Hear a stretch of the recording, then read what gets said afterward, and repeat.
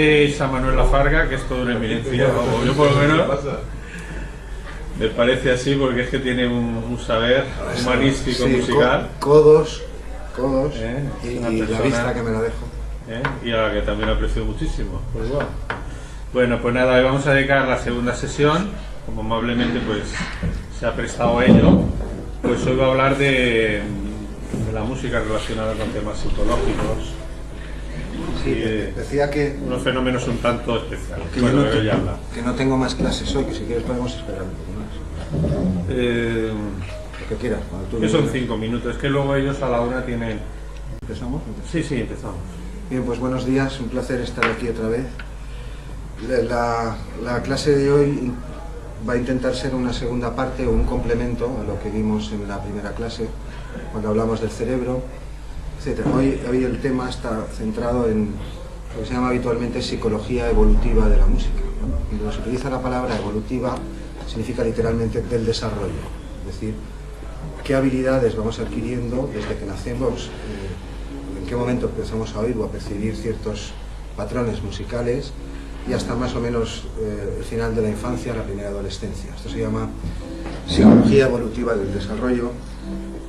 La mayor cantidad de datos que vamos a ver hoy, esta es la primera parte. Después hay una sección muy cortita donde presentaré a los 10 savants músicos, 10 o 12 hay, ya los mencioné en la última clase. Ahora cuando llegue ahí volveré a retomar el tema. Y por último dedicaremos un trocillo, no muy largo, a exponer el efecto Mozart, qué hay de verdad en eso y qué no, quién lo propuso, y después pues lo que se quiera hablar. Estoy abierto a todo eso. Sí, cerrar mejor.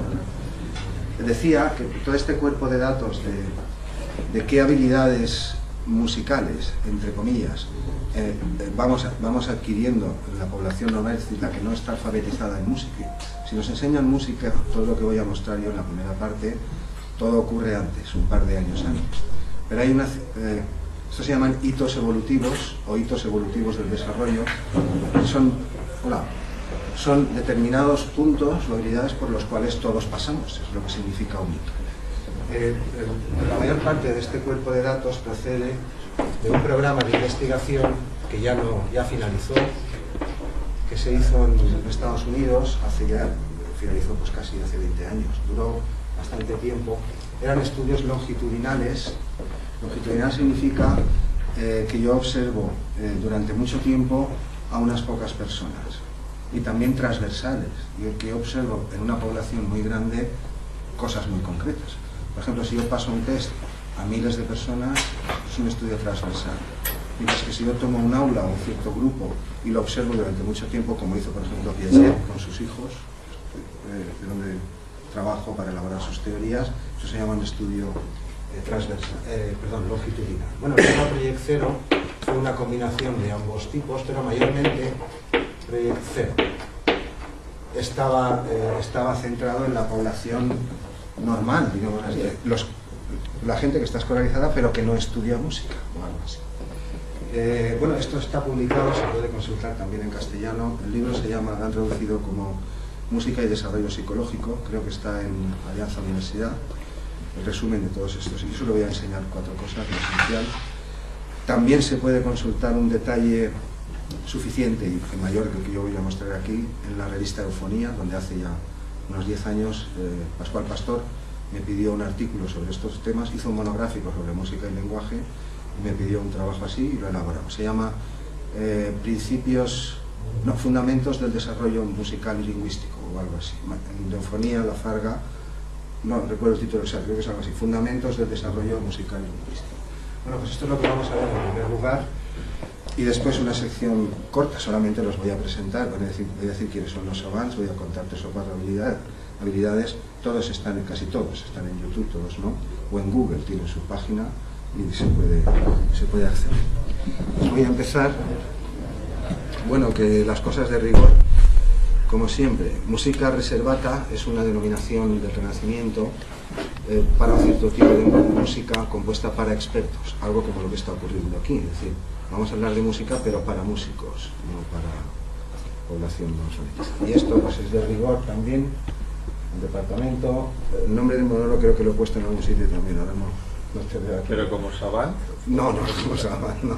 Bueno, Con el término savant, luego lo precisaremos, hay que tener cuidado también se predica a veces no de autistas o de gente con problemas, sino de auténticos sabios. Por ejemplo, en francés, en siglo XIX y en otras épocas, un savant no tiene por qué ser una persona con problemas del desarrollo como los que yo voy a mostrar aquí. Los que yo voy a mostrar aquí, muchos son incompetentes cognitivos, algunos no saben vestirse, hay que ayudarles a comer, sin embargo, bueno, ya los veréis en YouTube si tenéis interés en ello. Este es un problemilla que tenemos con el proyector, espero que no ocurra muchas veces. Bueno, este autorretrato ya lo conocemos de la última sesión, soy yo, ya lo aclaré. Estas son las estructuras subcorticales que vimos y este es el córtex, donde tiene lugar todo lo que aprendemos conscientemente, recordamos de forma consciente, también una parte de los sueños, aunque solo si lo recordamos, en fin, sensaciones y un montón de cosas. Esta es una introducción pequeña, me la pasó la editora se llamaba Lorna Heige, es de origen alemán, es la editora de una revista norteamericana, se llama Early Childhood Connections, conexiones tempranas en la infancia o algo así, de Estados Unidos. Una buena amiga, estuvo en Cullera comiendo pebre con nosotros también vino. Nos oyó hablar en Madrid de estos temas y en fin. Bueno, pues ella me envió esta foto, porque la habilidad musical, la facultad musical, pues todavía acarrea muchos problemas. Todavía a fecha de hoy no sabemos por qué hacemos música. Ya intenté plantear el tema en la clase pasada. Cuando ya hay una sociedad, una función, un concierto, un trabajo, un público, sí. Pero si nos vamos hacia atrás en el tiempo, es decir, los prehistóricos que éramos antes, si estamos danzando y gritando alrededor del fuego porque hay un rito y ya nos hemos comprometido con el brushot, pues hay un fin. Pero tenemos flautas prehistóricas, creo que así lo planteé, las tenemos, de 40.000 años nuestras, incluso una del Neandertal de 60.000. La pregunta es, ¿tenemos flautas? Sí. Cuando estamos solos, ¿sabemos tocarlas? Sí. Y si las estamos tocando, ¿qué estamos haciendo? Podría plantear la pregunta de otro modo. Hace ya unos años a García Márquez, el Premio Nobel de Literatura, de 100 años de soledad, le preguntaron en una entrevista, después de ganar el Nobel, ¿qué 3 cosas se llevaría a una isla desierta?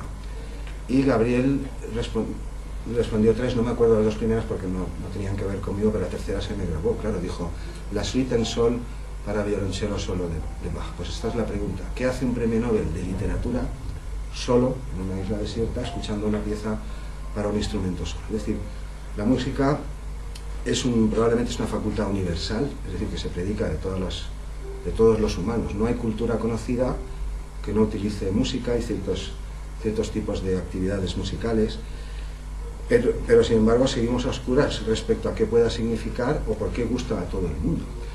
Es decir, no sé si habéis visto una película que se llama Enemigo Mío, una película futurista, en una guerra estelar, quedan aislados en un planeta un humano y una especie de reptil de aquellos de V, también humanoide, nuestro peor enemigo, por extraño que sea la criatura, un extraterrestre, con la piel de lagarto, si la viéramos tocando la lira o una flauta solas, nos detendríamos y le concederíamos algo de humanidad.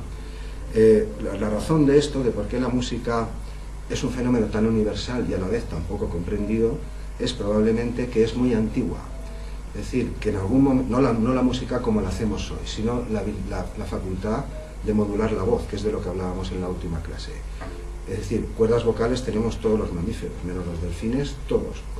Y los prehistóricos, todos los Homo que nos precedieron hasta hace 2 millones de años, las especies humanas que llamamos Homo, claro que tenían cuerdas vocales, es decir, voz tenían. Otra cosa es si cantaban, si solamente emitían urg, como en las películas a veces, cantaban no como cantamos hoy, insisto. Es decir, la habilidad, la facultad de poder modular el sonido que sale de las cuerdas vocales es común a todos los mamíferos prácticamente. Unos pueden hacerlo más, otros menos. Y las especies que nos precedieron, voz tenían. Otra cosa es un control neural suficiente como para controlar el lenguaje o la música actual, o la capacidad muscular suficiente para mantener esa emisión durante un tiempo, es decir, hacer no urgo, a, sino mantener, por ejemplo, una frase. Eso parece que empieza a ocurrir con Homo erectus hace 800.000 años más o menos. Antes voz teníamos, insisto, teníamos cuerdas vocales, me imagino que mudos no seríamos. No hablar como yo estoy hablando, eso por supuesto que no, pero vocalizaciones y códigos tienen todos los simios próximos a nosotros, porque no iban a tenerlas nuestros predecesores. La razón de por qué la música sigue siendo un código tan universal y que aunque no entendamos lo que dice, o aunque sea música en chino o en esquimal, por rara que sea, que cité la música Shinto en la última clase, no sé si alguien se molesta en escucharla, la música del Japón, no religiosa porque el sintoísmo no es una religión exactamente, una música completamente fuera de todo canon y patrón, una cosa rarísima, pero la razón, insisto, en de que sigamos atendiendo a la música, aunque no la entendamos o no nos guste y la sigamos viendo como un misterio inefable o algo así, pues probablemente radica en su antigüedad. Es decir, antes de que desarrolláramos códigos complejos, articulados, como los que estoy utilizando yo ahora, que son los que mostramos el último día, pues claro que teníamos voz y seguro que entonábamos algún tipo de canto. Cuando digo canto no quiero decir una canción compuesta, quiero decir, como en la naturaleza hay, cada especie tiene sus cantos y sus emisiones vocales, y después algunas se especializan. Bueno, está aquí como introducción, acabaremos con una parecida, es decir, los humanos reaccionamos muy pronto a la música y todo lo que voy a mostrar yo en la primera parte son universales, se llaman universales cognitivos, es decir, que se predican de todos los humanos, tengan la cultura que tengan o el tiempo en el que hayan vivido. Lo vamos a predicar de la humanidad actual, pero lo mismo que yo voy a mostrar aquí se puede predicar de la humanidad de hace 1000 años, 5000, 10.000 y en algún punto pues habría que pararse. Bueno, pues un saludo a Lorna, si me ve algún día cuando suba la clase ya se lo recordaré. Esto es lo primero que vamos a ver, insisto, muy rápido, de un modo muy general, quien quiera puede acceder al libro Música y Desarrollo Psicológico o a nuestro artículo. Es decir, las convoluciones del cerebro humano a partir del 7º mes ya están prácticamente formadas. Y de hecho el oído humano oye in utero, es decir, a partir del 7º mes el oído humano está acabado y es funcional, es decir, está funcionando, está percibiendo ya sonidos del entorno. Mayormente lo que percibe un feto humano pues son ruidos estomacales y cosas así y similares, no voy a insistir más, o sonidos de pasos cuando se combinan, etc. Por ejemplo, en la última semana de gestación, esto es un criterio diagnóstico en los hospitales, se da una palmada junto al vientre materno, esto es la última semana, que ya lo he dicho, los 3 últimos meses de gestación el oído está acabado y es funcional. El médico da una palmada y si se observa reacción en el feto, no hay problema, pero si no se observa, entonces pasan a otras pruebas para prevenir algún problema auditivo o futuro del lenguaje. Haceremos un poco, a veces hay personajes familiares míos, ella es mi sobrina Ada, él es el tío Ravel, que ya lo vimos el otro día. Aquí vemos algo de lo que estaba diciendo, este dibujo es de Leonardo da Vinci, este lo veremos al final cuando hablemos del efecto Mozart, para aclarar, se me ha olvidado traer el libro, pero lo traje el último día, el de Keeping Mozart in Mind, de ese hablaremos al final.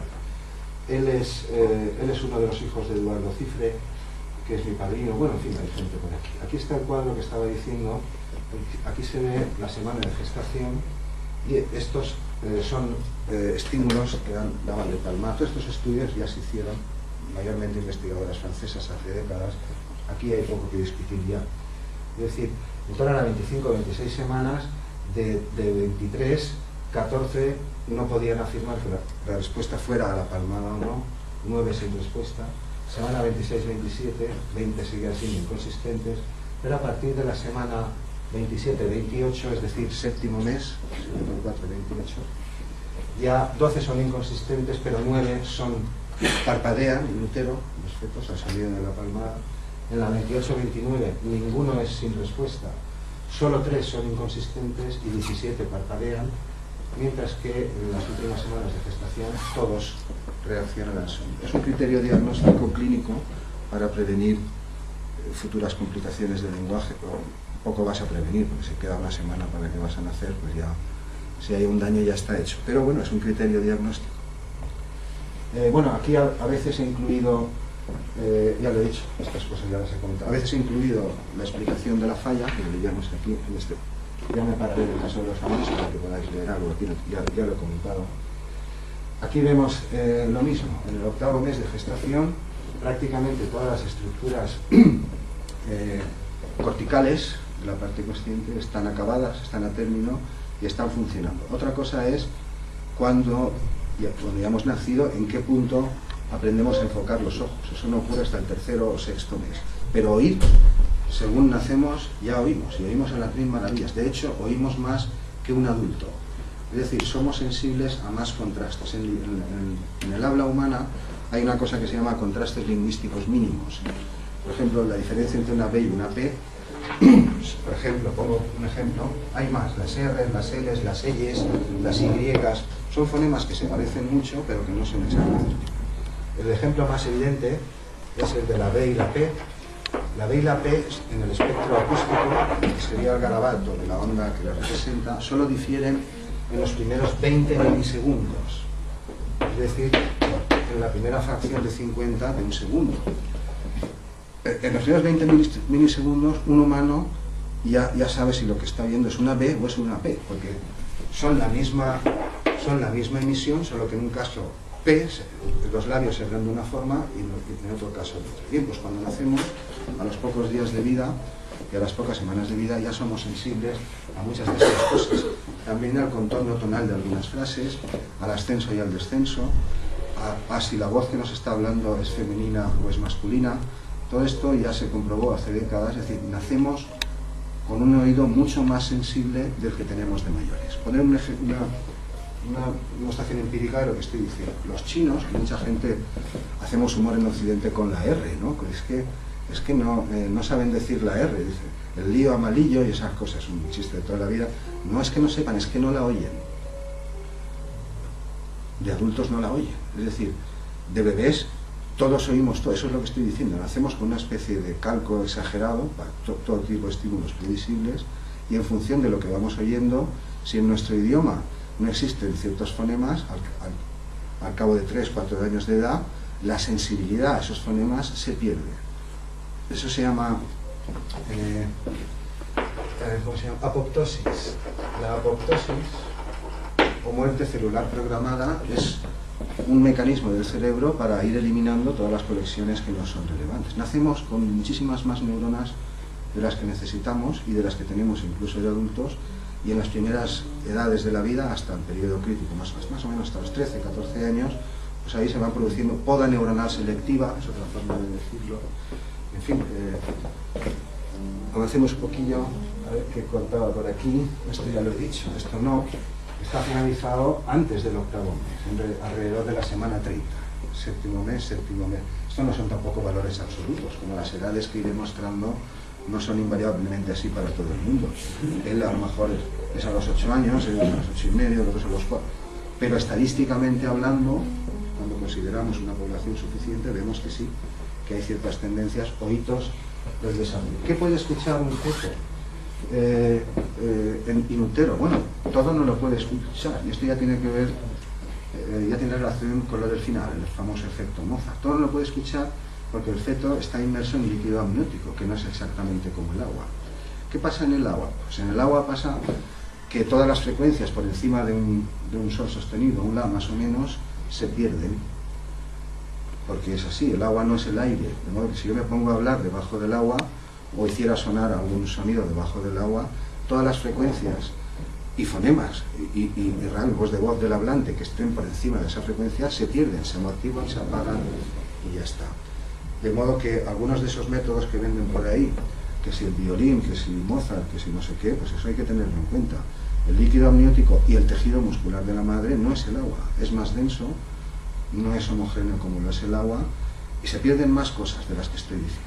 Pero esa es una norma bastante aproximada. Oír, desde luego, oímos más que un adulto. Distinguimos. Nuestro aparato perceptivo, el que vimos el otro día, la cóclea, es muy fino, es capaz de discriminar dentro de un patrón muchos matices.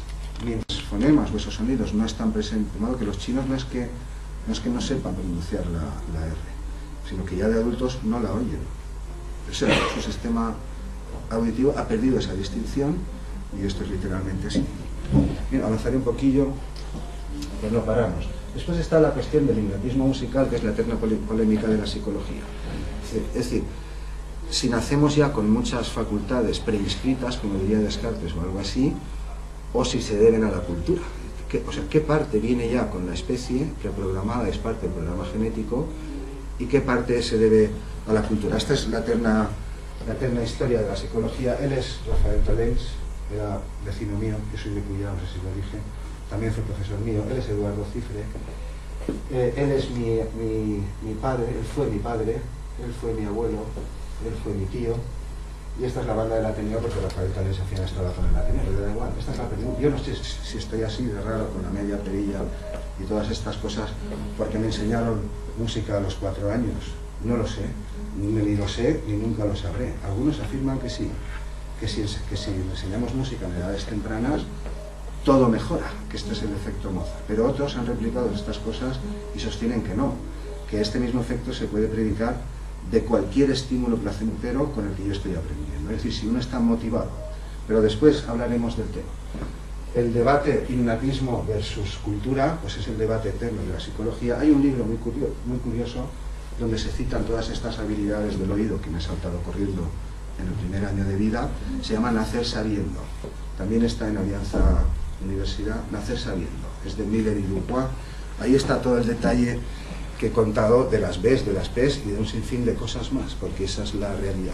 Los bebés humanos, al menos los humanos, tenemos una sensibilidad auditiva extrema, y en función de las plantillas que encontramos en el ambiente, esa sensibilidad, es decir, esas conexiones, literalmente, esas conexiones, esas dendritas, esas neuronas, se mantienen funcionando o se apagan y finalmente se desconectan. Avanzaré un poquillo. Ella es... bueno, este es Taruskin, este que se parece a Eugenio, porque es clavado, el humorista. Es un musicólogo muy famoso, está en Estados Unidos, se llama Richard Taruskin. Este estuvo en la presentación en la primera reconstrucción de una de las 2 piezas mesopotámicas que tenemos, muy antiguas. Una de ellas consiste en una escala de re mayor tal cual, incompleta, re, do, si, la, sol, fa, mi, re mayor, con el fa sostenido. Cuando se reconstruyó invitaron a ver, bueno, estuvo Bernstein, hubo mucha gente, compositores, neurólogos, hace ya de esto unas décadas, creo que fue en los años 80, y al salir claro, se quedaron todos asombrados, porque estaban oyendo música de hace 4.000 o 5.000 años, pero era una escala diatónica, tal cual, natural, mayor, con tonos y semitonos. Entonces Taruskin es famoso por otras cosas también, pero al salir dijo lo siguiente, dijo, hace 3.500 años la escala diatónica estaba en la mente de los hombres, y como todos sabemos por experiencia, dice, sigue ahí. La escala mayor, aunque hoy no la vamos a tratar, pero Schoenberg sí demostró convincentemente que es también, está escrita del mismo modo en la serie, solo que no ordenada por tonos, pero deriva también de la jerarquía tonal de la serie armónica. Esto que vemos aquí son experimentos llevados a cabo en bebés de pocos meses. Por algún sitio lo tengo, y ahora no recuerdo, pocos meses, creo que son 6, 7, 8 meses, no lo veo aquí, pero quizá si le he puesto texto después, no lo he puesto. Pero el experimento consiste en lo siguiente. Bueno, esto es el bebé de Klimt. Aquí hay un bebé, es un cuadro famoso de Klimt, todo lo demás son trapos y mantillas para envolverlo. El bebé solamente esta cabecita. Pues creo que en torno a los 6, 7 meses de edad se hacía el siguiente experimento. Se presentan contornos melódicos, do, si, la, mi, re, do, si, la, mi, re, do, si, la, mi, re, do, si, así. Esto se llama habituación. Hasta que esto se hace en las clínicas de maternidad, por ejemplo, con permiso de los padres, o en guarderías muy jóvenes. Son estudios más que trillados. Sandra Treu, ahora la veremos. Sandra Treu es ella, es esta psicóloga, Sandra Treu. Tiene artículos muy curiosos, muy interesantes. El experimento consiste en lo siguiente. Se llama habituación. Yo someto a los bebés do, si, la, mi, re, do, si, la, mi, re, do, si, la, mi. Todos prestan atención. Esto lo hacemos todos los bichos vivos, todas las criaturas. Como que a lo que ocurre una y otra vez nos acostumbramos y dejamos de prestarle atención. Lo mismo que los contrastes fonéticos que estaba diciendo. Llueve, mañana llueve, vuelve a llover, probablemente estamos en el sur de Inglaterra, vuelve a llover, tú ya no le prestas atención a la lluvia. Pero si un día de repente sale el sol, vuelves a prestar atención. Esto es una ley del sistema nervioso que afecta a todo bicho viviente. Es decir, se habitúa. Los bebés, la primera vez que vienen esto, con los altavoces, claro, todos prestan atención. Normalmente por el oído izquierdo, es decir, con el hemisferio derecho, pero ya llegaremos a eso. Eso después cambia. El caso es que todos prestan atención hasta que suena un número suficiente de veces que ya... ¿Cómo miden esas cosas? Pues que los bebés giran la cabeza, reaccionan a eso. De modo que cuando ya están habituados, do, si, la, mi, re, do, si, la, mi, re, do, se espera unos segundos, un tiempo, y se altera un trozo. Y pones do, si, la, mi, re, do, si, la, mi, re, do, la, sol, fa, mi, do. Haces una pequeña alteración melódica y de repente todos vuelven a prestar atención. Es decir, lo han detectado, porque si no, se giraría uno sí y otro no, y el otro de casualidad y muchos no. Pero este es invariable. Tú creas un diseño melódico, lo pones repetidas veces hasta que detectas que ya no hay movimiento, los bebés ya lo están oyendo y ya no prestan atención.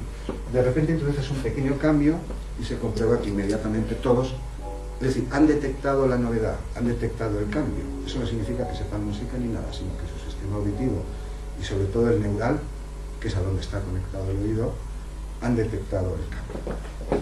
Es más, avanzando en sus experimentos, hace ya un par de décadas, en el 92 y por ahí, Sandra Triou y mucha más gente, equipos franceses también, canadienses, comprobaron lo mismo en entornos de octavas y quintas. Es decir, aquí lo que se está oyendo es re, re, re, re, re, mi. Da igual ahora que hay alteraciones que no. El procedimiento es el mismo. Yo presento diseños en octavas o en quintas, re, la, fa, si, fa, etc., hasta que se habitúan. Y cuando ya están habituados, introduzco de nuevo un cambio. Y todos lo detectan, pero especialmente cuando los diseños son de octavas y quintas, es decir, de los dos primeros armónicos, que son los más pesados. Esto, en la última clase intenté, aunque me consta que muchos ya lo sabrían, y que en acústica y en armonía, etcétera, ya lo han aclarado, pero intenté mostrar cómo la siguiente octava es la mitad del pastel. Hay una fundamental, hablamos que los 4 primeros armónicos, 3 son la misma nota, aunque no, pero son la misma nota, es decir, esas cosas están en el aire, la cóclea las detecta y las envía al este. La detección de este tipo de cambios es mucho más rápida y mucho más efectiva en bebés cuando ocurre en entornos de octavas y quintas que cuando ocurre con cualquier otro diseño interválico. Avanzaré un poco más. Todo esto es el Harvard Project Zero y combinado con algunas otras cosas. Hay otro asunto, otro universal, que se llama el balbuceo musical, que lo propuso Moore. No sé si tengo el autor por aquí, pero da igual. Moore. Que propuso que, al igual que existe un balbuceo lingüístico, existía un balbuceo musical. El balbuceo lingüístico es un periodo que dura 3 o 4 o 5 o 6 meses. En torno al mes 6 o 7 de vida, más o menos, los humanos empezamos a emitir todo tipo de distinciones consonánticas. Todos hemos pasado por ahí, y quien tenga hijos o quien los vaya a tener, pues lo puede observar. O sea, estamos unos meses haciendo toda clase de perrerías que no son consonantes, y a partir del mes 10 o 12 eso se calma, cesa ese parloteo indiferenciado. Eso se llama balbuceo lingüístico, es un universal, ocurre en todas las lenguas del mundo, en todos los humanos. Pues Moore propuso que había algo parecido también en este primer y segundo año de vida, pero específicamente orientado a estímulos sin componente articulatorio. Recordaré el comienzo de la clase. Ahora hablamos, también lo dije en la última, de un modo muy complejo, pero esto es lo más moderno, evolutivamente hablando. Y hace 500.000 años, cuando había menos consonantes, y un poco más atrás, ¿qué pasa? ¿Que si no decíamos consonantes éramos mudos? No, mudos no.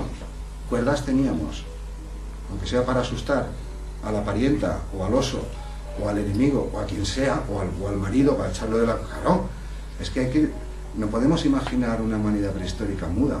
Parlante como yo tampoco, pero muda no, en absoluto no. Esto es la voz. La voz es la habilidad de modular el sonido que sale de las cuerdas vocales, mientras que el lenguaje o el habla moderna es un fenómeno mucho más complicado.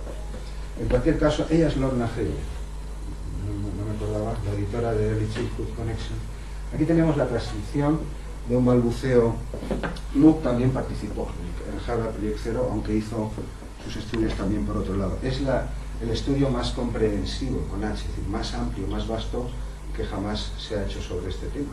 Miles y miles de cuestionarios a un montón de niños y a sus padres. Esto que vemos aquí es un balbuceo de los que él aisló, puramente musical, es decir, en este momento, a los 8 meses, ningún bebé tiene la capacidad de articular. Aunque hay dos casos precoces informados en la literatura que ahora no me voy a parar, pero si uno se mete en el canal, gente que hablaba a los 6 meses y cosas así. Pero esos son casos muy raros. 2 hay informados muy precoces. Lo normal, estadísticamente hablando, es lo que estamos enseñando aquí. Este bebé tiene 8 meses y a esa edad ningún humano tenemos la habilidad de controlar tanto músculo, más de 100. Lo vamos aprendiendo a partir de los 2 años más o menos. Pero aquí, o sea, el bebé está sobre una A sin más, me está haciendo algo así. Ah, este no era el que yo me sabía, ¿no? Este no lo sabré cantar bien. Pero bueno, lo puedo intentar.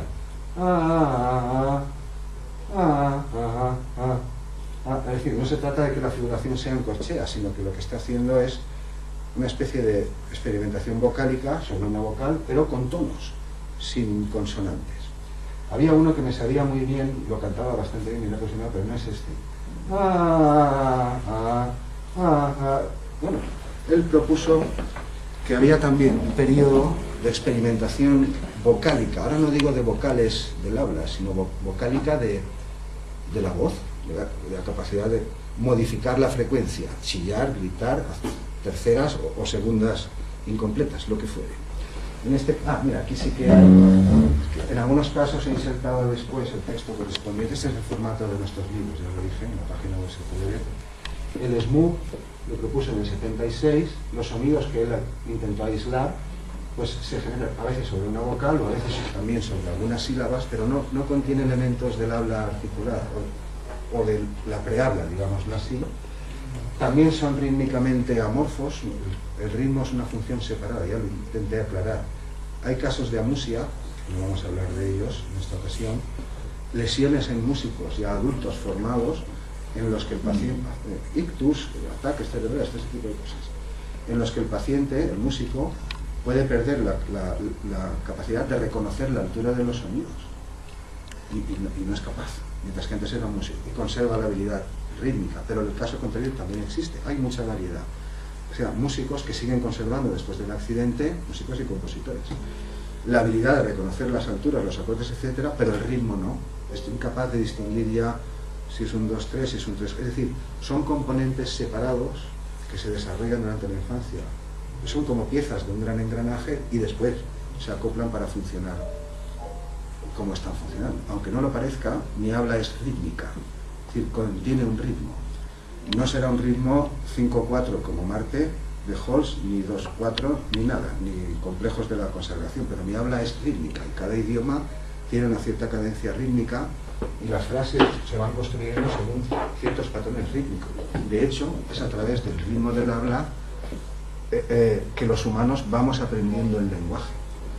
Y lo que primero capta un bebé del habla humana es eso, las pausas y las cadencias de la entonación del habla. Hubo un vídeo viral hace, no sé, 2-3 años, quizá poco más, que se veía a 2 bebés con el pañal puesto delante de la nevera, que no la podían poner de estas modernas, de casa de ahora bien metálica, una puerta bien grande, que yo sabía que ahí dentro había Petit Suisse y había de todo, y estaba, todavía se puede ver en YouTube.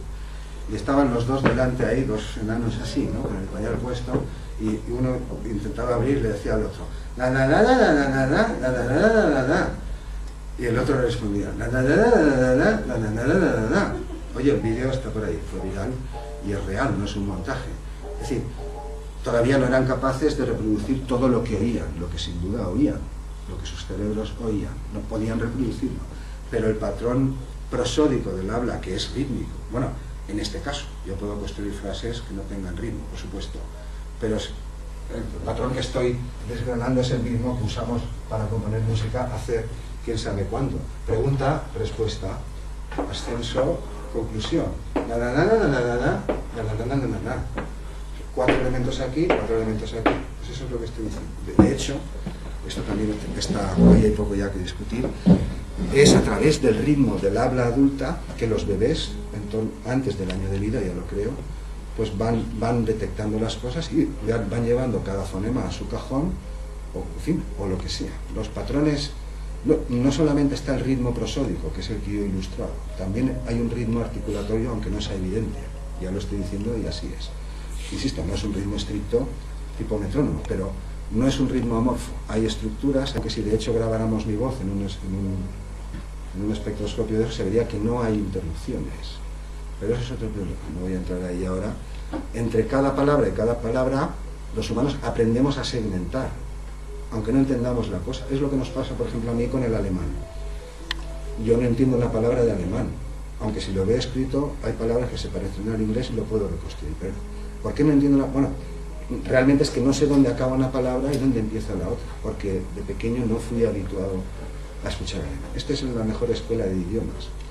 Si alguien tiene hijos en esta edad, o los va a tener, y quiere que aprenda idiomas, lo mejor no es ni llevarle al yale, ni estimularle desde la cuna para que oiga chino y francés y ruso, sino simplemente dejar que los niños escuchen hablar en esos idiomas.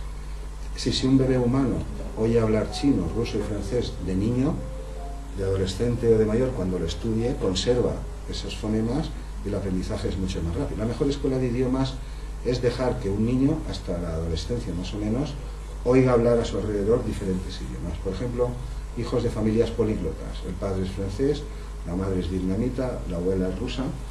El bebé oye hablar todos esos idiomas y a partir de los 3-4 años, cuando va al colegio, los habla. Bueno, lo he comprobado. Tengo un sobrino de 7 años que va muy bien en el colegio y en todo, y es políglota.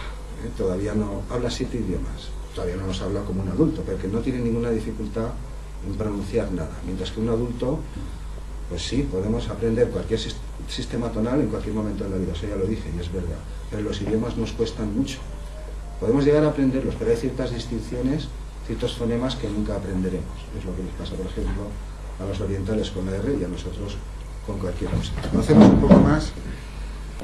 Los primeros intervalos en bebés, igual, parecen seguir una especie de progresión u orden estadísticamente hablando. Eso no significa que haya casos como Rubinstein o Mozart, niños precoces, o incluso los avances que veíamos después, que se salen del patrón y todo ocurre de otro modo. Pero la estadística humana muestra que la tendencia es esa, que es el orden en el que aparecen determinados intervalos, y es el siguiente. Hasta aproximadamente un año de vida, o en algunos casos incluso hasta el año y medio, lo que hacemos es una especie de balbuceo parecido al de Moore, aunque con todas las modificaciones que, es decir, glisandos tonales que coinciden más o menos con la expiración. Todavía no estamos controlando el aparato respiratorio para mantener emisiones sostenidas, es decir, canto elaborado. Es lo que decía de Erectus hace un rato. Hasta Homo erectus parece que la musculatura pectoral, etcétera, no estaba lo suficientemente desarrollada como para mantener cantos largos. Oye, hay gibones que cantan. Hay una especie de primates que no cantan en do mayor ni nada, pero que sí cantan, vamos, y unos chillidos que espantan. Y con estas personas igual. Bueno, el orden, hasta este momento, pues prácticamente son glisandos, experimentos como los que hemos visto, sobre una vocal, a veces sobre un par de sílabas, pero no aparecen tonos discretos, es decir, la emisión vocal no se queda sostenida en una nota, da igual ahora la nota que sea, hasta más o menos a partir del año y medio. Ahí es cuando aparecen primero las segundas mayores y las terceras menores, mientras que sus correspondientes no aparecen hasta el mes 30. Estamos hablando de producciones vocales espontáneas. La pulsación basada en las palabras, lo que estaba comentando, de ajustarse al ritmo, percibir el ritmo, pues a partir del mes 20, casi a los 2 años de edad. La organización rítmica completa no está acabada. Se habla de juego espontáneo, canción espontánea, depende de lo que uno lea, si ve pedagogos, psicólogos, a veces le cambian el nombre, pero todos nos entendemos lo que nos estamos refiriendo.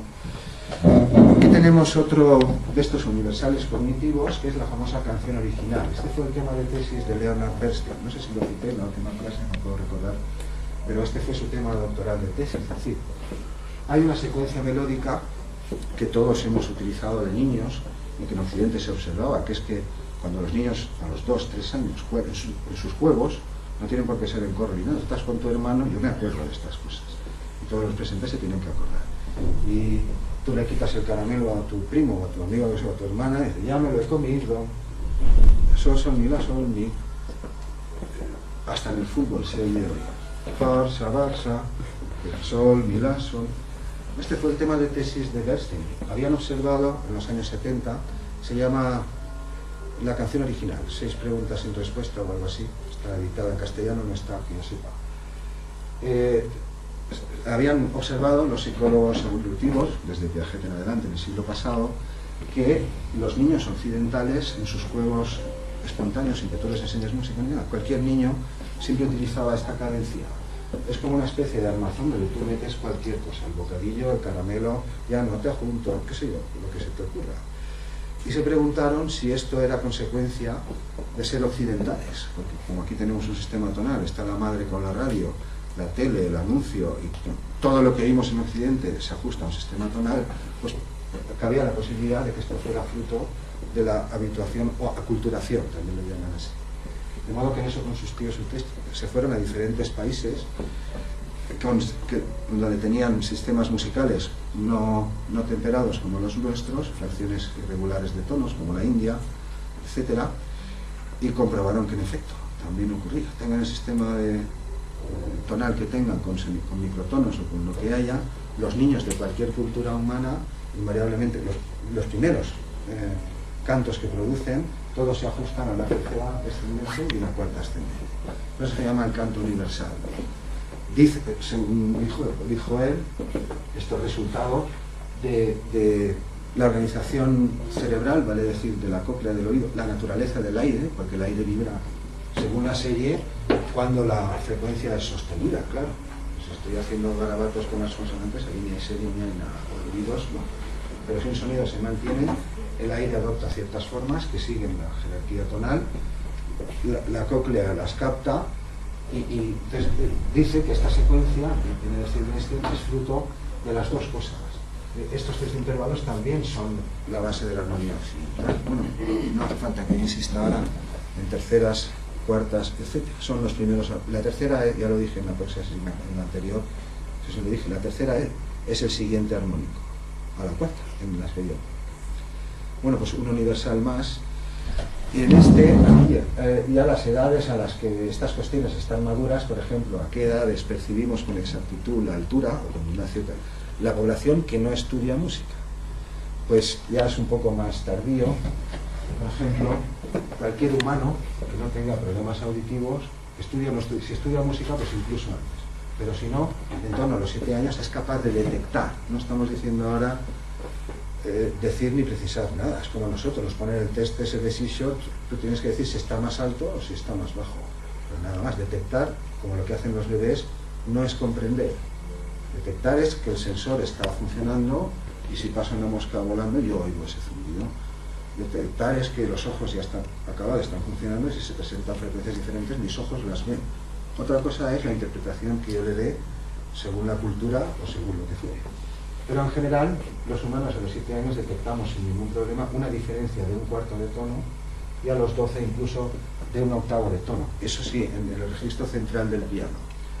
La distinción mayor que hace un oído humano creo que son 3 hercios ahí en el registro central del piano. Oye, que hay que echarle para distinguir 3 hercios. Es una cuestión ridícula, pero somos capaces de decir es más, y sobre todo los músicos que estamos entrenados. Es decir, tenemos una sensibilidad máxima ahí para los sonidos musicales y para las lenguas habladas que incluyen la prosodia, también una sensibilidad máxima entre 500 y 3500 hercios, que es donde transcurren todos los idiomas hablados del mundo. El neandertal, cuyas cócleas han sido reconstruidas, hay una Patuerca por Suaga y Carbonell y toda esta gente, han reconstruido su cóclea a partir del hueco. Tenía el mismo rango de sensibilidad acrecentada ahí. Si hablaba o no hablaba, que seguramente sí, no como yo, pero si sus códigos vocales fueran cuales fueran, tenían menos consonantes y más componentes vocálicos, pues ese es un tema abierto y de especulación. Se habla de lenguas tonales, antes de que pudiéramos articular. Los ilustrados también llegaron ahí, Rousseau y compañía, algunos se pasaron incluso de frenada, el razonamiento es correcto. El habla moderna no tiene más de 200.000, 300.000 años. ¿Y antes qué hacíamos? Estábamos mudos, ya estamos. No, mudos no. Códigos debíamos tener, al menos para funcionar con la familia, en fin, cosas básicas. Es decir, las lenguas tonales parece que son un resto intermedio en la evolución entre un código más musical, digo, con muchas comillas, porque no es música como la hacemos aquí, como la entendemos, sino la capacidad de detectar o atribuir significado a las modulaciones de la voz. Probablemente porque es una facultad mucho más antigua que la del habla. Eso es lo que estoy intentando decir. No cantar como un cantante, sino comunicarnos a través de códigos con menos consonantes y más sonido vocal. El desarrollo rítmico, aquí vemos a uno, porque claro, yo no sé si maduro está o no, porque Control, y seguramente su padre es percusionista. Control motor no tiene para percutir, pero vamos, está feliz, está encantado. Es decir, no, es imposible que este niño percuta ritmo, imposible, pero esto es un universal. Los humanos, es muy raro que preguntes a un humano que diga, no me gusta la música. Existen algunos, también existen sordos tonales, aunque eso es un trastorno neurológico muy poco frecuente, pero es muy raro que tú preguntes a un chino, a un japonés, a un aborigen, a quien tú quieras, a un esquimal, a un ruso, te gustará más o menos, pero todos somos sensibles a la música, probablemente porque la música actual no es más que lo que está montado sobre un código muy ancestral. En este había incluido, no me acordaba, tenemos, a partir de los 6 meses, los bebés ya nos ajustamos al ritmo que oímos. No tenemos control motor fino ni nada, ni siquiera sabemos andar muchos, no podemos controlar eso. Pero, o tú oyes, siempre que llego aquí, cuando me acuerdo una vez que iba por Cullera, iba al autobús, no sé si va a venir a Alicante o qué, y pasa una madre con el carrito por delante de la parada del autobús y con su bebé. Y en eso pasa uno que venía de la ruta del bacalao o algo así, con las ventanas subidas, pero con los baffles, los subwoofers a tope, así, puma, puma, puma, puma, y de repente el bebé empezó a hacer así, intentó ajustarse. El tipo de movimiento fino que llamamos baile, que ya es mucho más complejo que percutir con una mano, pues tarda un poco más, pero por ejemplo a los 18 meses, al año y medio también. Estadísticamente hablando, la mayoría de humanos, si oímos un estímulo muy rítmico, intentamos ajustarnos a esa pulsación. A partir de los 2 años se dispara el número de tipos.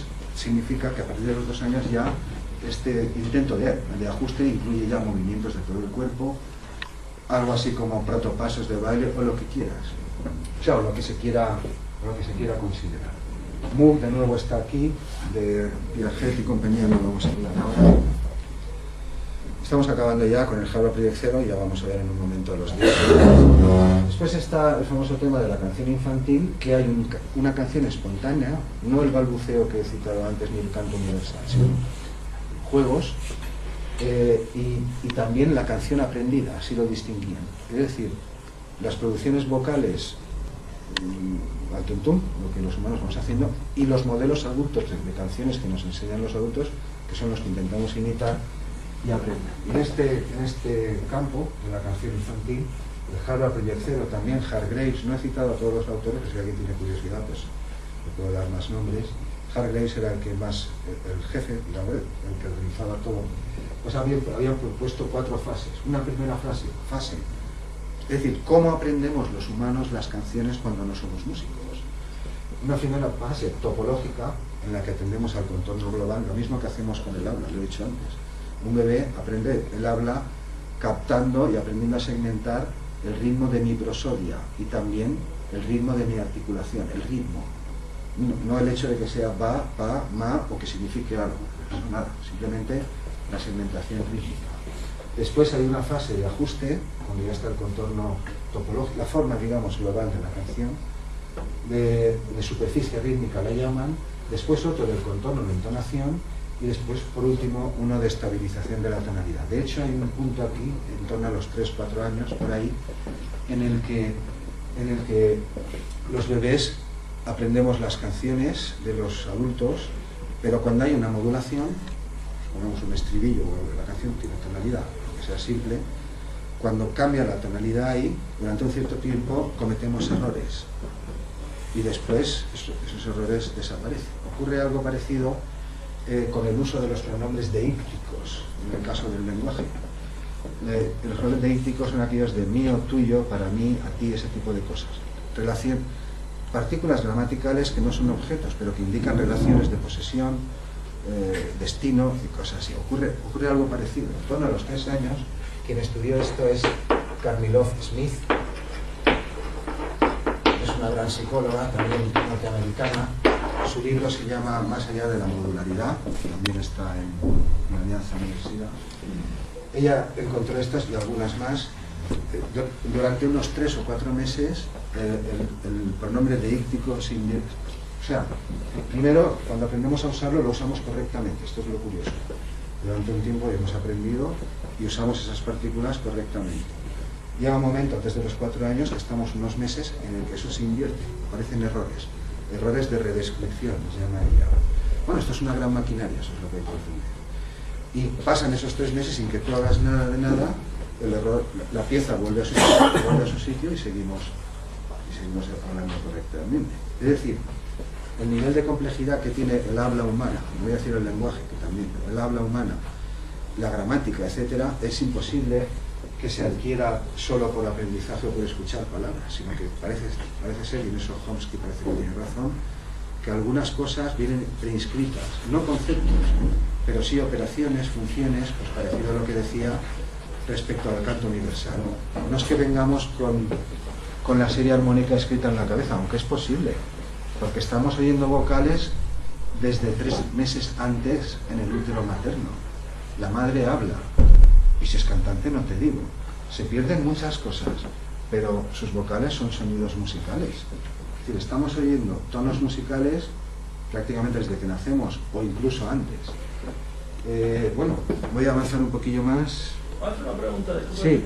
Igual cuando el chico está en la barriga, el bebé, también escucha música, la mamá le pone música, Sí. ¿eso influye de alguna forma en el desarrollo de su oído musical, de su afinación posterior al nacer?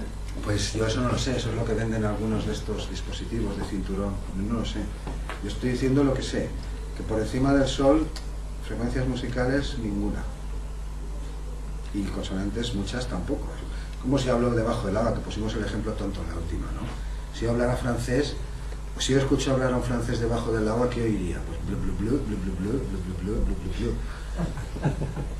Oiría algunas consonantes, pero frecuencias por encima del sol sostenido no, porque se apagan. Okay. Eso en el agua, en el líquido amniótico de los músculos más, pero no te sé precisar. La teoría que dice que muchas veces no, que nace con oído musical afinado. Ahora llegamos al final de la clase, llegamos a eso. En realidad ya lo he dicho en el caso del lenguaje, nacemos oyéndolo todo y también nacemos con oído absoluto. Y si no aprendemos música, lo perdemos. Pero el oído absoluto igualmente, probablemente tuvo un valor crítico de supervivencia en algún punto de la evolución humana. Muchas aves y muchos animales también tienen oído absoluto. Claro, pues si no, el ave, ¿cómo detecta el canto? Decir que tengo oído absoluto no es decir que sea armonía ni nada, es decir que mi cerebro, que mi oído registra una frecuencia exacta y si yo la oigo en la selva sé que eso es tal bicho. Y ya está, no significa nada. Ahora llegaremos ahí. Estamos acabando con estas. En el caso de la percepción de acordes, que esto ya es más propio de la música occidental, es decir, reconocer la consonancia o decir me gusta, no me... ¿Cómo es que se examinan estas cosas en población que no es músico? Pues del siguiente modo. Yo paso unas plantillas para que respondáis y presento acordes y la gente simplemente pone me gusta o no me gusta. Es decir, que los que no son músicos no tienen que responder a si este acorde, si el otro, ni nada, sino simplemente si reconocen la consonancia como tal o si les desagrada la disonancia igualmente. Aquí tenemos el patrón. La preferencia para los acordes emerge más o menos a los 5 años y también para pasajes musicales, porque los pasajes musicales también tienen tonalidad. Incluso una melodía tiene tonalidad. La tonalidad no es exclusiva de los acordes o de los sonidos simultáneos, sino que se dedica a para los consonantes, hasta los 9 años en la población normal, pues no aparece esta preferencia. Hasta ese momento lo que sale es indiferenciado. Pues sí, no, pero a partir de los 9 años todo el mundo los prefiere, mientras que si aprendemos música, este punto se alcanza pues unos 3 años antes. En fin, no hay aquí más que ver. El libro de Hargreaves, del Harvard Project Zero, es muy curioso, muy interesante. Todas estas cosas vienen detalladas y explicadas con mucho. Bueno, los sistemas tonales, no insisto más, ya lo he dicho antes, que se pueden aprender en cualquier momento de la vida. No tienen un periodo crítico, como sí que tiene el lenguaje. Supongo que todo el mundo conoce el caso de Víctor, la famosa película del buen salvaje. Es decir, si un humano, el lenguaje es universal. Es decir, no hay humanos que no hablen, salvo que sean mudos o tengan problemas neurológicos. Si tú eres humano, tú tienes 5 dedos en cada mano, aunque hay gente que tiene 6, no pasa nada. Tú hablas y tú cantas, aunque no sepas música. Pues digo, en el caso del lenguaje sí, si un humano no es expuesto al lenguaje antes de los 13, 14 años, si no oye hablar, nunca aprenderá a hablar. Hay una especie de ventana que se cierra, que es el área de Wernicke, que estábamos viendo en la clase pasada, ahí atrás, y tú ya no aprendes a hablar, que es lo que le pasó a Víctor y a otros muchos, que se llama periodo crítico. Es literalmente así, tan crudo como suena. Es decir, podrás aprender otras cosas, no sé, pero a través del lenguaje no aprenderás nada, y hablar no aprenderás jamás. El oído absoluto también tiene un periodo crítico que coincide más o menos con el periodo crítico del lenguaje. Avancemos un poquillo. Aquí ya entroncamos con la última clase, esto será muy rápido, ya no vamos a ver tanto cocorota, tanto cerebro, pero hay que entender lo que decíamos, que teníamos 2 mitades, en efecto, pero que solo una tenía el control motor complejo, eso es de lo que hablábamos, para hablar, para cantar de forma programada, para tocar instrumentos, para escribir, para bailar de forma programada, es decir, seguir una serie de pasos y no otros. Ahí el gestor solamente está en un lado del cerebro, aunque se oye repetidamente, esto es otro mito, que la habilidad musical es propia del hemisferio derecho. Esto es falso, es una falacia. Lo diré de otro modo. Si un humano, el hemisferio derecho ya lo presentamos el otro día, el hemisferio izquierdo es analítico. Si el hemisferio izquierdo, el que habla, el que está controlando los movimientos, si el hemisferio izquierdo de una flor está mirando cuántos pétalos tiene, cuántas hojas, cuántas ramitas, está analizando, descomponiendo las cosas. Mientras que el hemisferio derecho es holístico, está percibiendo la flor como un todo holístico. Pero eso no significa que la música esté... Algunos llegan a decir que el arte está en el hemisferio derecho. Que la gente que habla así no sabe nada. Bueno, no sé qué sabrá, del cerebro no sabe nada, no lee nada, simplemente repite de lo que otros han dicho. Lo diré más claro. Si un humano no es expuesto, no es educado musicalmente, cuando oye música, en efecto, es su hemisferio, tú lo sientas debajo de un escáner y es su hemisferio derecho el que capta la música, pero no como los presentes, que son músicos, que saben analizar. Tú sabes si hay 3 fagotes tocando o 2, si ha fallado el segundo y si está desafinado. Cuando los músicos somos capaces de descomponer todo eso y analizarlo, y eso es una función del hemisferio izquierdo. Es decir, tú sientas a un músico competente, como los que estamos aquí todos, debajo de un escáner y le haces escuchar música y es su hemisferio izquierdo el que está gobernando la actividad. Pero si tú a un humano no le enseñas música, es decir, la mayor parte de humanos hoy en día son musicalmente iletrados, esto no es un insulto ni nada, es decir, no han sido adiestrados en música. Luego, ¿cómo pueden percibir la música? De una forma global, como perciben los niños en un primer momento las canciones. Tú ves el contorno, digamos, ves el objeto total, pero no eres capaz de segmentar o separar las piezas. Eso es lo que ocurre. Que la música y el arte están en el hemisferio derecho, sabrá de lo que quiera saber, pero de lo que yo estoy hablando aquí no sabe nada. Esto hay que decirlo claro. Hacemos un poquillo más. Bueno, esto es lo mismo. Ellos son 3 amigos con los que hice la mili. Él es Gottfried Slow, un neurólogo famoso en todo el mundo. Dio el campanazo en 1995 en todo el mundo porque demostró que en músicos expertos, como los que estamos aquí, es el área de Wernicke, el hemisferio izquierdo, la que es casi el doble, sobre todo si tenemos oído absoluto. Esto que estamos viendo aquí es un cerebro humano. El ojo está aquí, este es el hemisferio izquierdo, el ojo está aquí, este es el hemisferio derecho, y esto es visto desde arriba. Esto es el occipucio y esto es la frente. Este es el cerebro, el control de un humano no músico, y este es el cerebro con el área de Wernicke activa de músicos, estadística, esto no es de uno en uno, esto es muchos, un músico con oído absoluto. Es decir, que cuando nos especializamos los humanos, esa forma de percibir globalmente la música, que es propia del derecho, los hemisferios siempre hacen lo mismo con todo. No es que estén especializados en música y el otro en pintura y el otro en nada, sino que uno descompone, analiza, seria, organiza, reconstruye, desmonta, numera, seria, vuelve a ordenar, es el izquierdo, es analítico. Todo lo que ocurra ahí, sea visual, sea gustativo, sea lo que sea, es analítico. Mientras que todo lo que ocurre, córtex, estamos hablando siempre del córtex. Mientras que el derecho se compone de una forma holística, o sea, global, de un punto de vista, ¿no? Nosotros lo que ocurre, él es Gottfried Slob, estuvimos hablando con él hace ya 15 años, un viaje que hicimos a Boston, enseña en el Beth Israel, del hospital de Boston. Es neurólogo, dice, no, yo dedico solo el 15% a estos temas. Sientan músicos debajo de los escáneres, los someten a pruebas de dictado, de audición musical, de escucha y observan lo que ocurre ahí.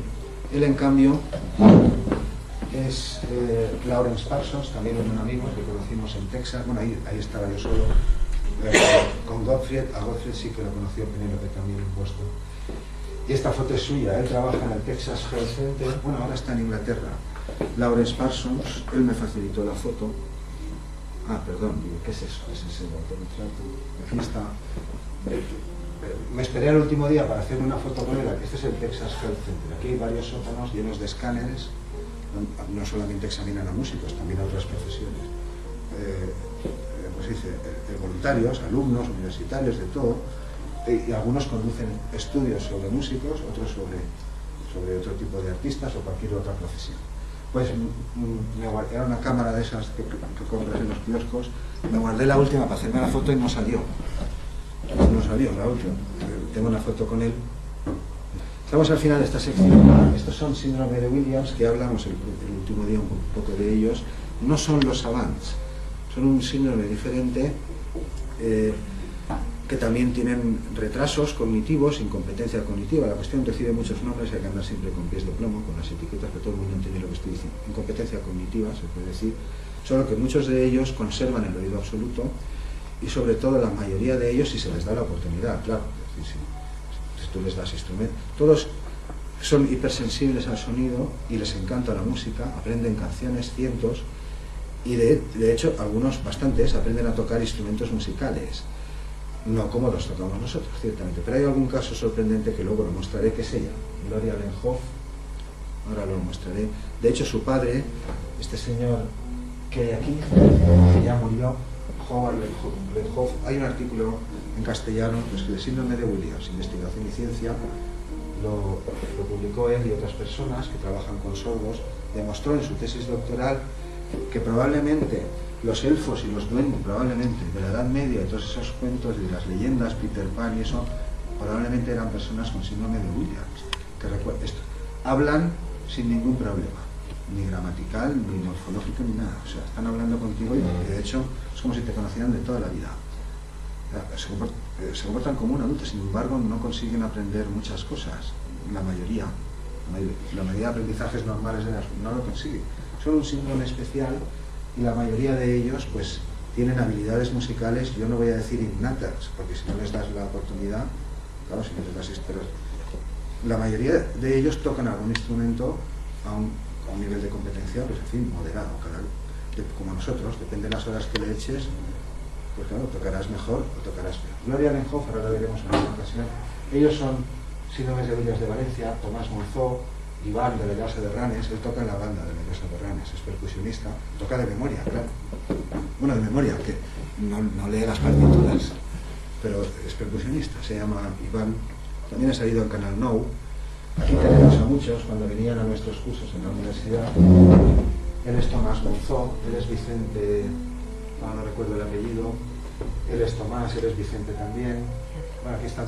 Esta era el aula de magisterio. Yo daba clases en historia del arte y también en magisterio, que estaba llena de instrumentos, bueno, allí se lo pasaba en bomba.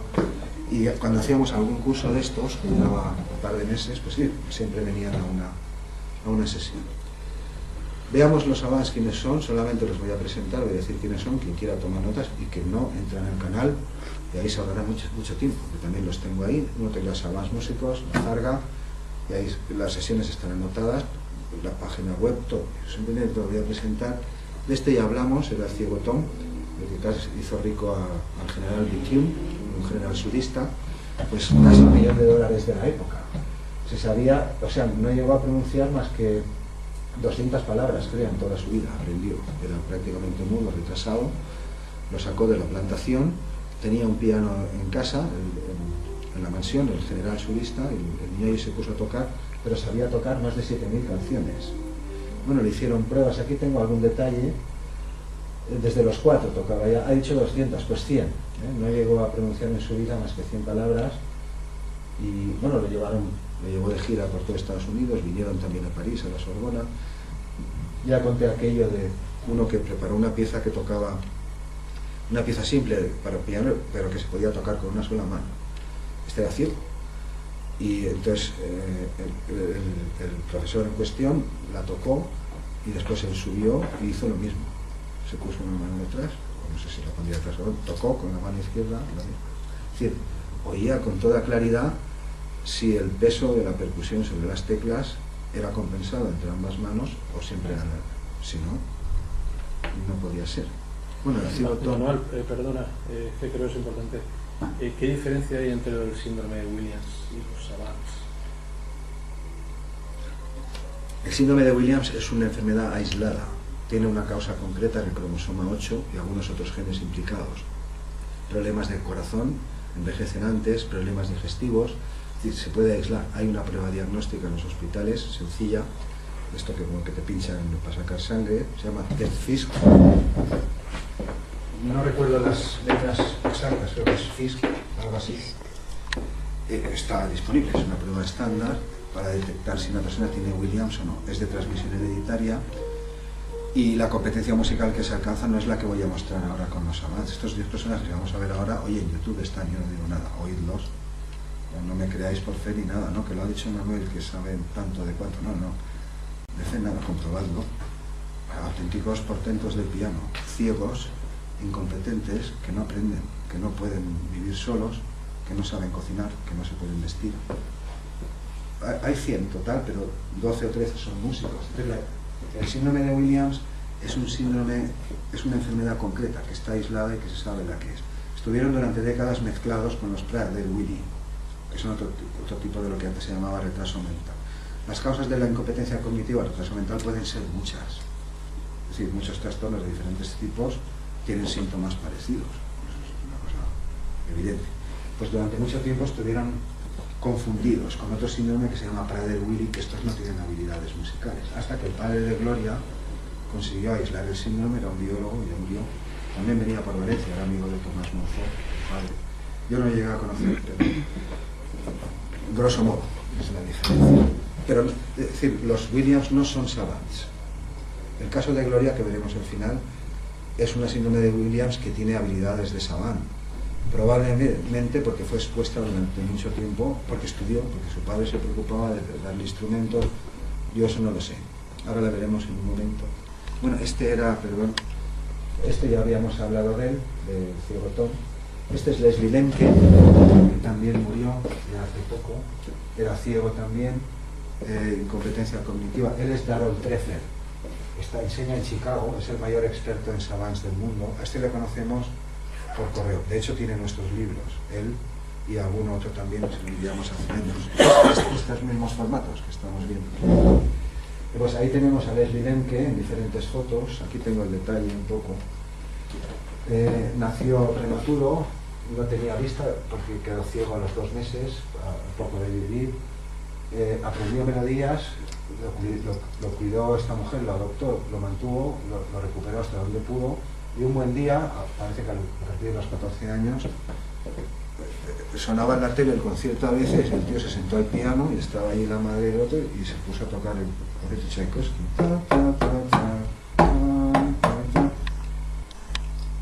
Sin haber tocado nunca antes un piano. Hay incluso un caso conocido, que este no le he traído, se me ha olvidado. Solo hay un caso conocido de savant adquirido. Los que estamos mostrando aquí son por causas genéticas. Y la diferencia con los Williams es que no se sabe. Uno puede tener un gen tocado, el otro 3. Las causas concretas de cada savant yo no las sé. Si el médico respectivo de cada familia las sabe, pero lo normal es que no se sepa. Son síndromes complejos, eso es un tinglado impresionante. No tenemos el mapa completo del genoma, en fin, esto se sabrá algún día, pero de momento no hay 2 savants iguales, eso es lo que estoy intentando decir, mientras que los Williams sí que comparten todos un mismo trastorno a nivel genético. Lo que sí que podrías decir es que muchos están clasificados como autistas. Sí, bueno, eso ya hay otros. Estaba con no sé por qué, me he venido ahí con Tchaikovsky, no sé, te iba a contar algo. El que se te ha olvidado, el que no has leído. El savant adquirido. Es decir, estos que voy a mostrar son genéticos, congénitos, de nacimiento por problemas que vienen heredados de los padres o de los abuelos o de lo que sea. Pero hay uno, se llama Derek Amato, por si alguien quiere comprobarlo. Derek Amato, este tuvo un accidente, se cayó en una piscina, es un señor pues, un poco más joven que yo ya no soy joven, pero ya un adulto, se cayó, se pegó en la cabeza, tuvo un problema transitorio un tiempo, y cuando ya se recuperó, a los pocos días le dijo a su madre: mamá, vamos a la tienda de pianos que quiero comprar un piano. Y se fueron a la tienda de piano, se sentó, empezó a probar piano, bueno, toca el piano. No lo tengo aquí, no lo puedo enseñar. Este es el único caso que yo sepa de habilidad musical exagerada. Este señor no sabía música. Eso es lo que estoy intentando decir. No es que llevemos un teclado dentro de la cabeza, como dentro de la cóclea tampoco, ya lo intenté aclarar. Pero llevamos operaciones, mi cuerpo tiene un plan,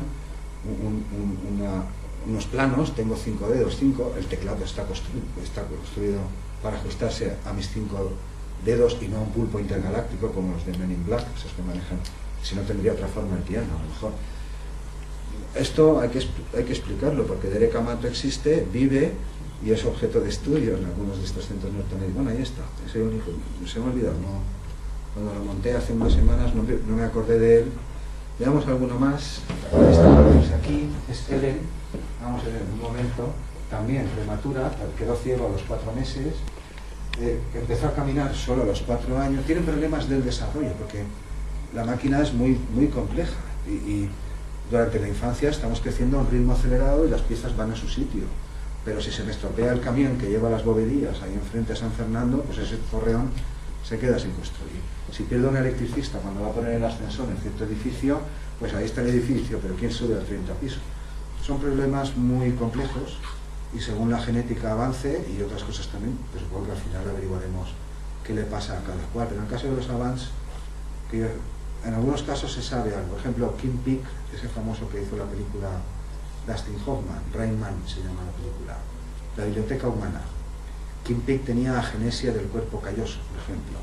Es decir, los 200 millones de fibras que ya los quité, que conectan cada hemisferio, cóclea con cóclea, músculo con músculo, claro, yo tengo 2 mitades, eso no lo tenía. Agenesia significa que el cuerpo calloso no se había llegado a formar, es decir, parecía que estaba ricamente conectado. Bueno, podía leer un libro, las dos páginas a la vez. Recordaba de memoria más de 7.000 libros, pero sin error. Pero luego era incompetente en muchas otras cosas. Kim Peek, que es la película famosa de Rain Man. Ellen, que es la que vamos a ver en un momento, pues de joven también es ciega, pero no tropezaba ni en el bosque ni en ninguna parte porque emitía una especie de chillido muy agudo, parecido al sonar de los murciélagos. Tan agudo no puede ser, los humanos no podemos hacer eso. Pero funcionaba con una especie de sonar, es decir, cuando las frecuencias son muy agudas, viajan muy rápido. Cuando tenía que orientarse de joven en lugares que no conocía, no tropezaba nunca, jamás. Ella es Ellen, está ahí arriba. En una ocasión transcribió, bueno, hasta los 6 años no pronunció ninguna palabra, te tendré aquí. Sí, a los 6 meses tarareaba en cambio la canción de cuna, pero hasta los 4 años no habló. Sin embargo, a los 7 le compraron un piano, más adelante transcribió de memoria la ópera rock, Evita, sin problemas, incluso con algunas correcciones, y también tenía miedo al teléfono y para quitárselo, su madre le hizo escuchar a los 8 años el sonido del reloj en el teléfono. O sea, que marcas un número y te dice, son las 8 de la mañana, 5 minutos, 20 segundos. Y a los 10 segundos te vuelve a decir, son las 8, 20 minutos, 20 segundos. Y después, las 8, 30 segundos. Es un reloj que hay por todas partes. Bueno, lo escuché una vez y desde entonces tú en cualquier momento del día me preguntas qué hora es y te dice, sí, no hace falta que lo diga, sí. Bien, esta es otra, hay algunos más. A veces hay algunos de los que no tengo texto, aquí no hay ningún. Ah, sí, este es otro. Hikari Oe es hijo de Kenzaburo Oe, que si no es ministro ahora, lo era hasta hace poco, japonés, edita también CDs, los vende su padre. Este es otro del que no estoy contando nada, a veces los tengo mezclados. Aquí tenemos a Tony Lois, que es el que voy a mostrar, pero también otros dos que encontramos después de elaborar estos libros. Ella es Brittany Mayer, empezó a tocar a los 5 años con uno de juguete y a partir de los 10 ya componía, pero todos tienen incompetencia cognitiva en mayor o menor grado. Problemas de aprendizaje es otra forma de decirlo, pero gordo. Problemas de aprendizaje muy importante. Él es otro Lizardi, y Tony de Blois, que lo tenemos aquí, este señor tiene página web. Este también le encanta la música country, la clásica, toca 14 instrumentos, 12 de ellos con bastante eficacia. Tiene una página, Tony de Blois, aquí está, www.ccmw.org de Blois, o uno teclea Tony de Blois en YouTube y lo escucha. Oye, hay que escuchar a este y sobre todo a este también, Derek Paravicini, este que hay aquí abajo, una cosa impresionante, cómo toca el vuelo del moscardón, o incluso dos teclados, uno para arriba y otro para abajo, o sea, dos teclados puestos así, ¿no? Tocan con conjuntos de jazz. Estos no los tengo aquí, uno es Jazz Wizek, no tengo datos de ellos aquí, este es Rex Lewis también, en YouTube están todos. Pero de Derek Paravicini sí, tiene un canal de YouTube, sube vídeos cada 2x3. A él le educaron musicalmente, a él sí, en el Red Hill College, que es esto, es un colegio especializado para autistas con habilidades artísticas o algo así. Tienen también autistas, gente con problemas, tienen también pintores, músicos. Adam Ockelford es quien lo lleva, quien la ha instruido. A Ockelford también le conocemos por internet, también le enviamos nuestros libros. Bueno, esto es lo de Derek, perdón. Aquí está el Red Hill College, que estaba citando. No tiene más importancia, estas cosas se pueden consultar. También hay un artículo nuestro que presenta un resumen de estos personajes en la revista del Conservatorio Superior de Valencia del año pasado. Si uno escribe Savants Músicos y pone la Farga, pues también os podéis descargar un PDF con un resumen de estos Savants. Este es el que cierra, es Matthew Savage. Lo llaman el Mozart del jazz también, tiene un grupo de jazz. Él sí. Se dice que los autistas no miran a los ojos, pero esto es lo habitual. El autismo es un cuadro, no es una enfermedad, no es un síndrome. Es una especie de cajón desastre donde metemos síndromes de Williams, Savage y un montón de problemas que no sabemos lo que son y decimos, es autista. Ya, no estás diciendo qué es lo que le pasa. Autismo significa que no te comunicas.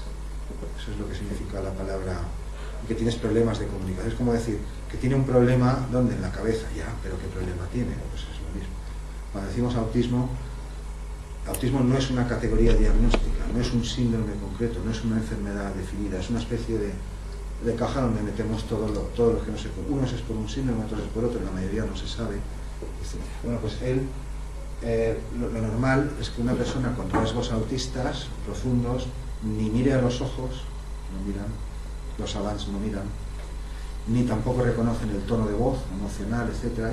Así que él no los cumple, sí que presenta sus conciertos, habla al público, aunque tiene también problemas. Estos son sus CDs que los edita su madre, por algún sitio estaba en otra plancha. Nosotros le enviamos nuestros libros cuando los editamos, hace años, y ellos nos enviaron sus CDs, o sea, que se pueden comprar. Uno entra en su página, son composiciones suyas, lo llaman el Mozart del jazz, tocan en el Cotton Club.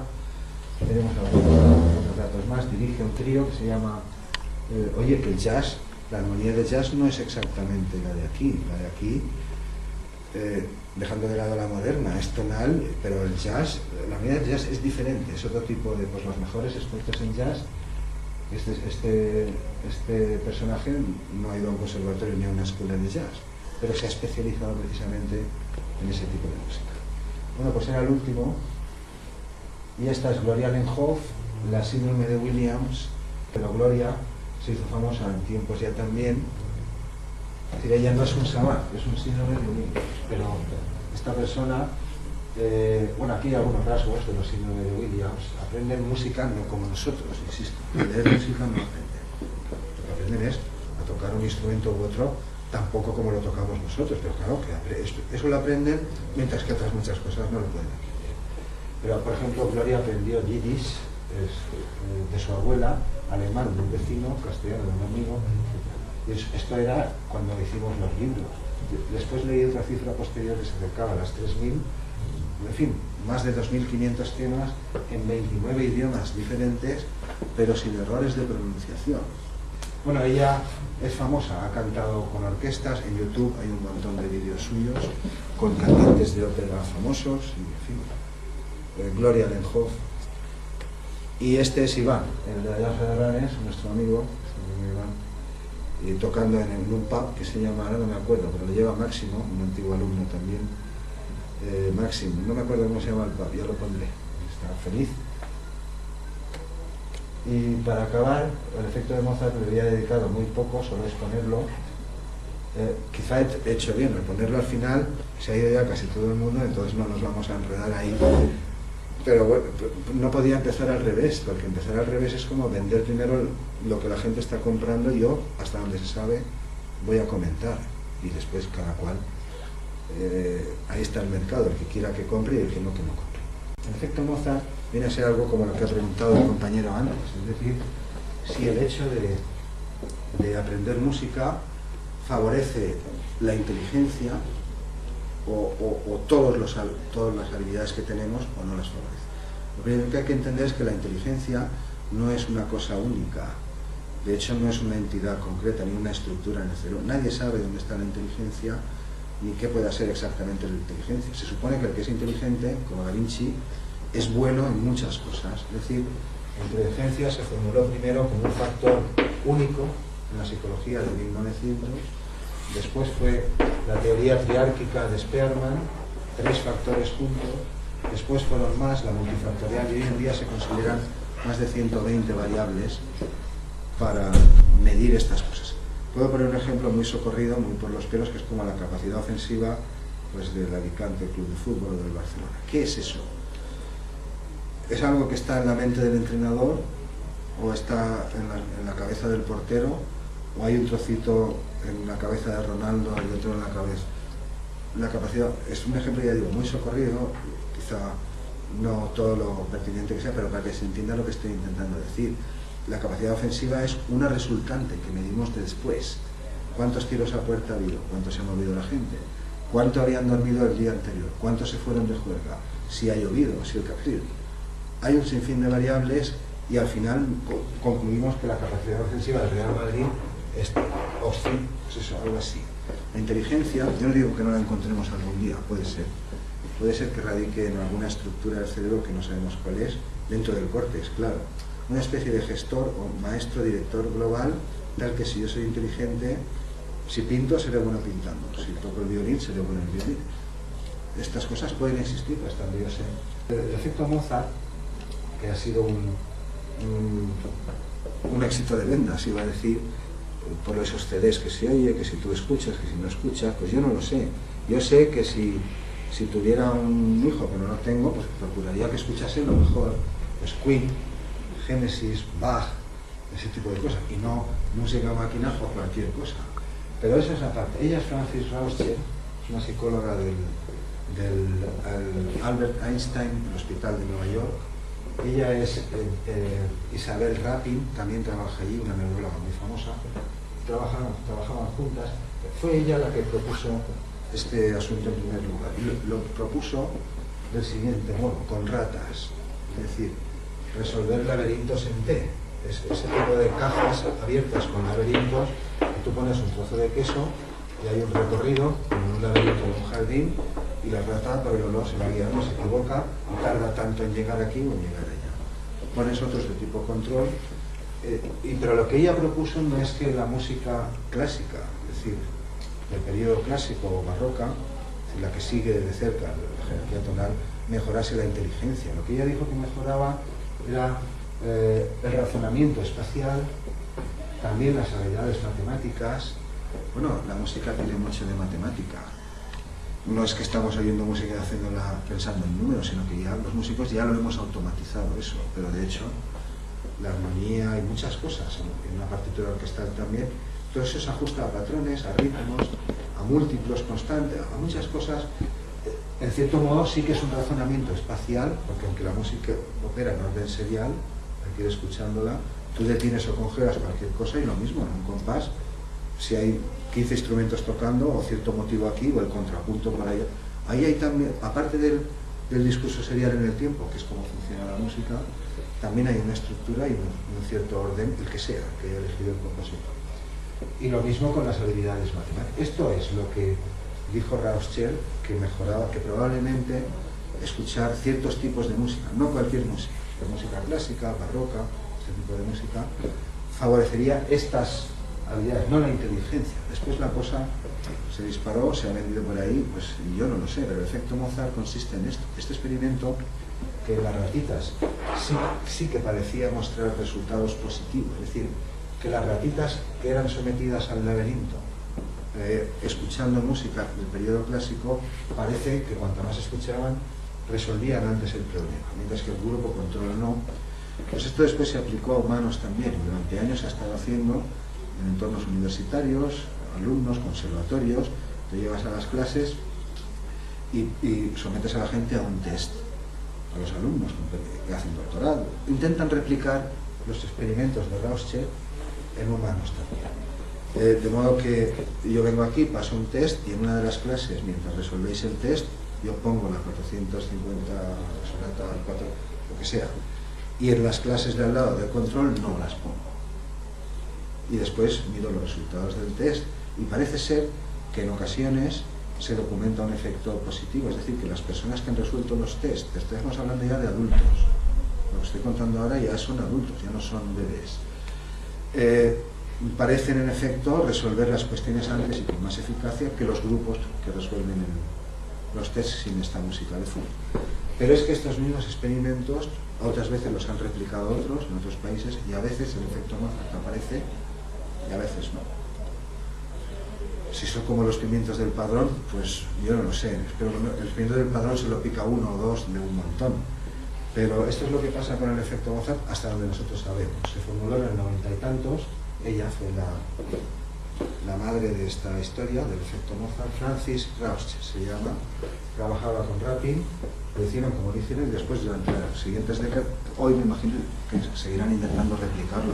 Oye, tú vas a hacer un doctorado en psicología, te interesa el tema, pues nada te impide que repitas, que intentes replicar el experimento para ver si el efecto Mozart funciona o no. De todos modos, no es lo mismo en adultos que en niños, esto hay que tenerlo, no es lo mismo, pero hasta ahí sabemos. Pues con esta cierro, estamos acabando, es la última, ya la hemos visto antes, es para explicar la otra cara de la moneda, es decir, sabemos cómo funciona la serie, sabemos muchas cosas de cómo se componen los estímulos musicales, y el Gordon, el autor del libro que traje el otro día, que se me ha olvidado, es lo que propuso, intentó enfocar el problema al revés, es decir, conocemos la velocidad de crecimiento dendrítico, de cómo se conectan las neuronas. Hay parámetros fisiológicos que se conocen. La velocidad, la transmisión de los impulsos también, ya apuntamos al NR y algunas cosas, pero no entramos en mucho. Es decir, conocemos a qué ritmo y sobre todo cómo van emitiendo colaterales, es decir, conexiones con otras neuronas. Gordon creó un equipo con informáticos, músicos, psicólogos, también neurólogos, y operó al revés, es decir, diseñaron un programa de ordenador tal que si yo le metía al revés, ¿no? Yo le meto ciertas entradas y a ver el producto que sale, ¿qué es? Este fue el experimento, digamos, intentar verificar si el efecto Mozart tenía algo más de realidad de lo que aparentan los experimentos psicológicos puros y duros o no. Es decir, diseñaron un algoritmo tal que generaba música cuando tú le introducías todos estos parámetros de crecimiento nervioso, que son muchos, todos no se conocen, claro, muchísimas cosas no se ven, algunos sí. Y a maravilla, el resultado que emitía el programa era una música parecida a la música New Age, parecida. La música que hace un programa no es la que puede hacer un compositor, pero contenía estas mismas proporciones que contiene la serie, parecido a la música New Age, como Enya, por ejemplo, o barroca, o música clásica. Esta es la otra cara de la moneda, de la cual yo no sé si está en valor o no está en valor, lo diré de otro modo. No sé si yo estoy así, o si sé lo que sé las horas que he hecho, sé los codos, también recuerdo mi infancia, pues sí, dibujaba bien, se me daban bien muchas cosas, pero yo no tengo modo de saberlo. Si lo que sé o la capacidad que tengo para aprender es fruto de mi curiosidad, de la cultura o de algo innato. El efecto Mozart, pues tampoco, si se confirmara, tampoco nos confirmaría una cosa ni la otra. Lo más que está confirmando es que la serie armónica o la música con rasgos tonales es proporcional, es geométrica, valga la expresión, con comillas, tiene constantes, que los sentidos captan esas constantes, igual que la vista capta formas, simetrías, etcétera, y que ese flujo existe del exterior al interior y del interior al exterior. Pero si la pregunta que me hacían antes, o la que queréis saber, es si eso es verdad, es decir, si yo estimulo a un feto o a un niño recién nacido musicalmente, si eso va a mejorar su inteligencia o sus facultades cognitivas, pues es un estudio larguísimo que yo no sé de nadie que lo haya hecho en serio. Tendrías que controlar al niño, grabarlo, no solo a un niño, sino a muchos niños para poder contrastar y ver si lo que parece que es una punta pues un defecto. Hasta donde yo sé, esos estudios no existen, no se han hecho. Se ha intentado replicar el efecto Mozart, como he citado aquí, y se sigue haciendo, pero no es un experimento pues muy difícil de llevar a cabo, porque después tendrías que medir de adulto qué resultados tiene, si es ingeniero, si no sé, la cosa se diversifica y se dispara tanto que tiene tantas variables que probablemente sea inabarcable. No sé, a lo mejor un Gordon 2 o él mismo dentro de un tiempo, su propio equipo u otros neurólogos pues dan con otra pieza del puzzle y a lo mejor lo que vemos ahí es algo más a favor o algo más en contra. Hasta ahí pues creo que era la última. Bueno, cerraba con esta, como colofón, que ya lo habíamos visto. Pues es verdad, estoy hablando claro, no lo sé. No sé si es innato, bueno, no lo sé, sé que es universal. La conducta musical vale para todo humano hoy, lo cual significa que también probablemente en todas las generaciones que nos han precedido, hasta quién sabe cuándo. No tiene control.